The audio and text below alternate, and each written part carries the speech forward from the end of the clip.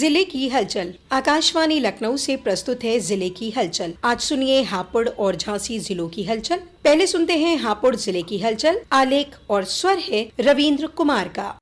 केंद्रीय वित्त मंत्री निर्मला सीतारमण के द्वारा केंद्रीय बजट 2025-26 लोकसभा में पेश किया गया तो हापुड़ के किसानों के चेहरों पर भी मुस्कान छा गई। केंद्रीय वित्त मंत्री निर्मला सीतारमण ने इस बार का बजट मध्यम वर्ग को केंद्रित कर बनाया। इस बजट में जहां किसानों को केसीसी में मिलने वाली छूट के लिए लिमिट धनराशि बढ़ाई गई, वहीं टीवी इलेक्ट्रॉनिक सामान सस्ता होने से जनता खुश दिखाई दी। आयकर में छूट के साथ 12 लाख तक की सामान्य राशि को आयकर से मुक्त करने के फैसले का भी स्वागत किया। व्यापारियों को MSME और स्टार्टअप राशि बढ़ाने से युवा व्यापारी खुश दिखाई दिए। इस बजट की हापुड़ के लोगों ने सराहना की। जनपद हापुड़ में राष्ट्रीय ग्रामीण आजीविका मिशन बेरोजगार महिलाओं के लिए वरदान साबित हो रही है। इसी क्रम में हापुड़ का खुशी स्वयं सहायता समूह महिलाओं के सपनों को साकार कर रहा है। शुरुआत में सरकार से 15,000 रुपए के अनुदान से शुरू होने वाले इस समूह का आज 15 लाख रुपए से अधिक का टर्नओवर है। इस समूह में 40 सदस्य हैं जो हैंडीक्राफ्ट, बैंगल, साज सज्जा का सामान बनाकर बेच रहे हैं और समूह के सदस्य आत्मनिर्भर बन रहे हैं। इस समूह से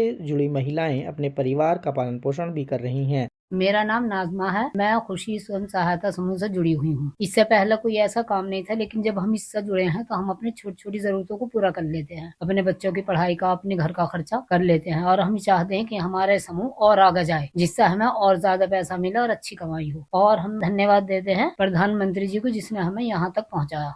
NCR का पहला सिंथेटिक ट्रैक से लैस स्टेडियम हापुड़ में बनाया जाएगा। बाबूगढ़ स्थित 25 एकड़ भूमि में करीब 24 करोड़ की लागत से बनाए जा रहे स्टेडियम में सिंथेटिक ट्रैक बनाने के लिए शासन से 7 करोड़ 75 लाख रुपए का बजट जारी कर दिया गया है। इस खेल स्टेडियम का निर्माण होने से राष्ट्रीय एवं अंतर्राष्ट्रीय स्तर की प्रतियोगिताओं में प्रतिभाग करने वाले खिलाड़ियों को तैयारी करने के लिए दूसरे जनपदों और राज्यों की दौड़ नहीं लगानी होगी। इस स्टेडियम को अंतर राज्य स्टेडियम बनाने के लिए करीब 24 करोड़ का बजट जारी किया गया है। पहली किस्त के तौर पर शासन ने 5 करोड़ का बजट जारी किया है। इस बजट से स्टेडियम के अंदर 400 मीटर का ट्रैक तैयार होगा। यह NCR के स्टेडियम में पहला सिंथेटिक ट्रैक होगा। जनपद हापुड़ में सिंभावली शुगर मिल ग्रुप की दोनों शुगर मिलों ने पिछले पेराई सत्र का पूरा गन्ना भुगतान करने के बाद वर्तमान पेराई सत्र का भुगतान करना शुरू कर दिया है। ब्रजनाथपुर शुगर मिल ने वर्तमान पेराई सत्र का 1 करोड़ 54 लाख रुपए का गन्ना भुगतान किसानों के खातों में भेज दिया है। जिला गन्ना अधिकारी सना आफरीन ने जानकारी देते हुए बताया कि दोनों शुगर मिलें पिछले पेराई सत्र का बकाया भुगतान किसानों के खाते में भेज चुकी है। सिंभावली शुगर मिल अभी तक वर्तमान पेराई सत्र का 7 करोड़ 8 लाख 71 हजार रुपए का गन्ना भुगतान किसानों के खाते में भेज चुकी है। जनपद हापुड़ की जिलाधिकारी प्रेरणा शर्मा ने जिला मुख्यालय पर 2 पहिया वाहनों से आने वाले कर्मचारियों को हेलमेट का प्रयोग अनिवार्य कर दिया है। इसके अलावा 4 पहिया वाहनों से आने वाले कर्मचारियों को सीट बेल्ट का प्रयोग अनिवार्य कर दिया है। बिना हेलमेट और सीट बेल्ट के आने वाले कर्मचारियों का प्रवेश जिला मुख्यालय में नहीं कराया जाएगा। जनपद हापुड़ के थाना हाफिजपुर व ANTF मेरठ की संयुक्त पुलिस टीम ने 2 अंतर्राज्यीय मादक पदार्थ तस्करों को गिरफ्तार किया। इनके पास से पुलिस ने 8 कुंटल अवैध गांजा बरामद किया है, जिसकी अंतर्राष्ट्रीय बाजार में करीब 4 करोड़ की कीमत आंकी गई है। पुलिस ने आरोपियों के पास से नकदी, 3 मोबाइल, दस्तावेज में तस्करी में प्रयुक्त कैंटर वाहन भी बरामद किया है। प्रधानमंत्री नरेंद्र मोदी के द्वारा परीक्षा पे चर्चा कार्यक्रम को जनपद हापुड़ के विद्यालयों में बड़े उत्साह के साथ देखा गया। देश के प्रधानमंत्री के द्वारा दिए गए टिप्स भी छात्र छात्राओं ने ध्यान पूर्वक सुने। जनपद हापुड़ में माघ मास की पूर्णिमा के अवसर पर बड़ी संख्या में श्रद्धालु गढ़मुक्तेश्वर ब्रजघाट गंगा स्नान करने के लिए पहुंचे। माघ पूर्णिमा पर सुबह से ही श्रद्धालुओं का गंगा स्नान के लिए तांता लगा हुआ था। माघ मास की पूर्णिमा पर गंगा स्नान करने का विशेष महत्व बताया गया है। इस दिन भगवान श्री हरि नारायण जल में निवास करते हैं और इस दिन गंगा स्नान का पौराणिक महत्व भी है। माघ मास की पूर्णिमा महाकुंभ का पूर्ण मुख्य स्नान भी माना जाता है। वहीं गंगा स्नान के दौरान व्यवस्थाओं का जायजा लेने के लिए जिलाधिकारी हापुड़ और पुलिस अधीक्षक भी पहुंचे। क्षय रोग नियंत्रण विभाग द्वारा जनपद हापुड़ में घर घर टीबी जांच अभियान चलाया जा रहा है। जनपद की 51 ग्राम पंचायतों को टीबी मुक्त करने का स्वास्थ्य विभाग द्वारा दावा भी किया गया है। जनपद में 2 ग्राम पंचायतें पहले ही टीबी मुक्त हो चुकी हैं। हापुड़ का स्वास्थ्य विभाग प्रधानमंत्री नरेंद्र मोदी के टीबी मुक्त भारत अभियान को गति देने में सक्रिय भूमिका निभा रहा है, जिसको लेकर जगह जगह शिविर और कैंप लगाकर लोगों के स्वास्थ्य और टीबी के लक्षणों को बताया जा रहा है। हापुड़ जिले की हलचल के बाद आइए सुनते हैं झांसी जिले की हलचल। आलेख और स्वर है विकास कुमार का। महाकुंभ में पवित्र स्नान के लिए जाने वाले श्रद्धालु बड़ी तादाद में झांसी में ठहर रहे हैं। इससे कारोबारी काफी उत्साहित हैं। महाकुंभ में जाने वाले गुजरात और महाराष्ट्र के ज्यादातर श्रद्धालु झांसी होकर गुजर रहे हैं। यही वजह है कि झांसी होकर प्रयागराज जाने वाली सड़कों पर गुजरात और महाराष्ट्र के यात्री नजर आ रहे हैं। होटल, दुकानों और ढाबों पर यात्रियों के ठहरने से झांसी के व्यापार में बढ़ोतरी हो रही है। हाईवे पर बने 2 दर्जन से अधिक ढाबों संचालकों की आमदनी में करीब 3 गुना बढ़ोतरी हुई है। महाकुंभ जाने वाले यात्रियों के लिए रेलवे की ओर से नियमित रूप से 4 मेला स्पेशल ट्रेनों का संचालन किया जा रहा है। बीते रविवार झांसी रेलवे स्टेशन पर प्रयागराज जाने के लिए लगभग 10,000 श्रद्धालुओं की भीड़ उमड़ पड़ी। श्रद्धालुओं को गंतव्य तक पहुंचाने के लिए रेलवे की ओर से रूटीन के अलावा 4 अतिरिक्त ट्रेनें चलाई गयी। भीड़ प्रबंधन के लिए आरपीएफ और जीआरपी के दस्तों को तैनात किया गया है, जो यात्रियों को योजनाबद्ध तरीके से सकुशल रेलवे स्टेशन के अंदर और बाहर पहुंचाने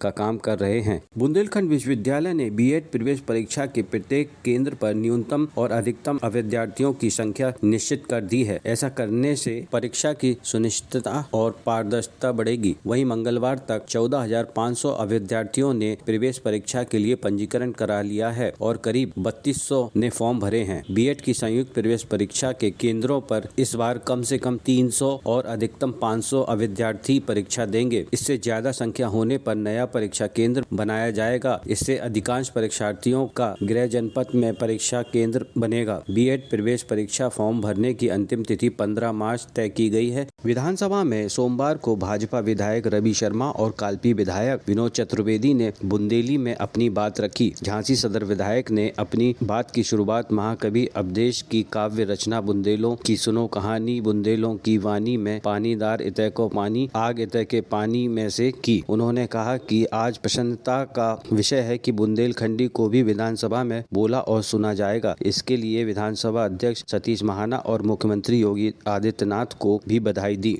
केंद्रीय ग्रामीण विकास मंत्रालय ने राष्ट्रीय भूस्थानिक ज्ञान आधारित शहरी बस्तियों के भू सर्वेक्षण योजना शुरू की है। पायलट प्रोजेक्ट के तहत झांसी नगर निगम को भी शामिल किया गया है। इसके तहत अब महानगरों के घरों का डिजिटल नक्शा तैयार किया जाएगा। अब सरकारी व अर्ध सरकारी अधिकारी व कर्मियों को ड्यूटी पर आते समय यातायात नियमों का पालन करना होगा। 2 पहिया वाहनों से आने वाले हेलमेट व चौपहिया वाहन पर सीट बेल्ट लगानी होगी। नियमों का सख्ती से पालन कराने के लिए जिला प्रशासन टीमें गठित करेगा जो चेकिंग करेंगी। आरटीओ प्रबंधन प्रभात पांडे ने बताया कि मंडलायुक्त विमल कुमार दुबे ने सभी सरकारी व अर्ध सरकारी कार्यालयों में कार्यरत अधिकारी कर्मियों को यातायात के नियमों का पालन करने के आदेश दिए हैं। महारानी लक्ष्मीबाई केंद्र कृषि विश्वविद्यालय में जलवायु समावेशी कृषि को लेकर किसान मेला एवं प्रदर्शनी का आयोजन किया गया, जिसमें किसानों को आधुनिक तकनीक सीखने को मिली। इसमें बुंदेलखंड समेत अन्य राज्यों के 10,000 किसानों ने भाग लिया। कृषि मंत्री सूर्य प्रताप शाही ने महारानी लक्ष्मीबाई कृषि विश्वविद्यालय में किसानों को संबोधित करते हुए कहा कि उत्तर प्रदेश में 27 जिलों में एग्रो प्रोजेक्ट ला रही है। इनमें 1300 करोड़ रुपए उत्तर प्रदेश सरकार और 2700 करोड़